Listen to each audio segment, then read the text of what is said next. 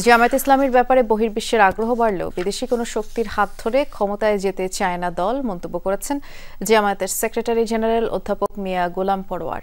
বিকেলে জামায়াত আমির ডাক্তার শফিকুর রহমানের বসুন্ধরার বাসভবনে বৈঠক করেন বাংলাদেশে সফররত তুরস্কের উপপররাষ্ট্রমন্ত্রী এ বেরিস আকিনচি।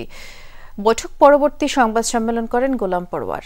জানান, সব রাজনৈতিক দল সংস্কারের বিষয়ে একমত হলে দেশে সুষ্ঠু নির্বাচন সম্ভব বলে তুরস্কের উপপররাষ্ট্রমন্ত্রীকে জানিয়েছেন জামায়াত আমির।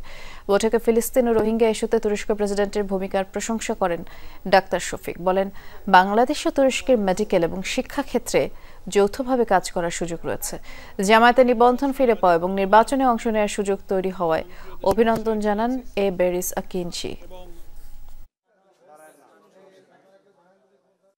গণভোটে সম্মত হয়েছে নীতিগতভাবে, কিন্তু জামায়াত ইসলামের পক্ষ থেকে বলা হয়েছিল যে একই দিনে নয়, গণভোটে একটু আগে হওয়া দরকার, তাহলে জুলাই সনদের বাস্তবায়নের আইনি ভিত্তির প্রশ্নগুলো খুব ইজি হয়ে যাবে। অন্যান্য দলগুলো যাদের যেটা নোট অফ ডিসেন্ট ছিল সেগুলোকে একটা জায়গায় সম্মতভাবে করা যায় কিনা সেসব আশা করি আমরা একটা আশাবাদ আমাদের মধ্যে তৈরি হয়েছে যে 8 তারিখের আলোচনায় হয়তো এগুলোর একটা নিষ্পত্তি হবে ইনশাআল্লাহ।